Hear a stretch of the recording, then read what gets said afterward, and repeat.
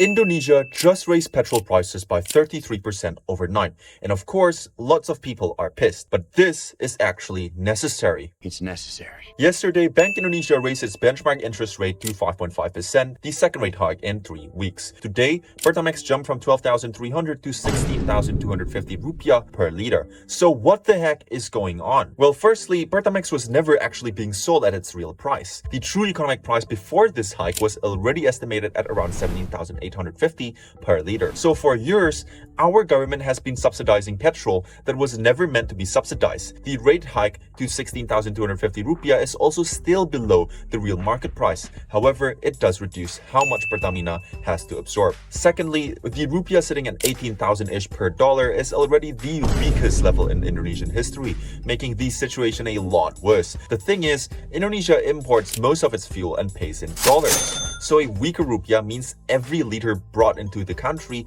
costs more in rupiah terms. The rupiah weakness alone adds an estimated 91.5 trillion rupiah to government spending on energy subsidies and compensation. All in all, the fuel import problem and the currency problem feed directly into each other inside the budget. Now, BI raising rates is a response to exactly that. Higher rates make Indonesian government bonds more attractive to foreign investors, which brings the dollar back in and stabilizes the rupiah. But so far, it seems like BI has no risk and foreign investors still aren't flattered at all. Adjusting Pertamax closer to its real price does signal to rating agencies and foreign investors that the government has balls to make unpopular adjustments rather than let the budget quietly absorb losses. So we've got to give them credit for that. However, the unresolved problem is Pertalite, which is still sitting at 10,000 per liter. The gap between Pertamax and Pertalite prices is wide enough that people will rationally migrate down to Pertalite, and if that happens at scale, the subsidized fuel consumption surges and the subsidy bill grows, making the fiscal position worse despite the Pertamax hike. Of course, the QR rationing system for Pertalite exists, but on-the-ground enforcement has always been inconsistent, and this has to be fixed. So the next time you make a stop at Pertamina,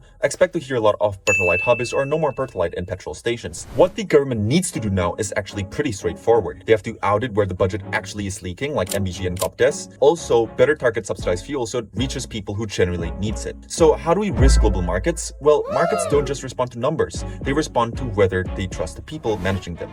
So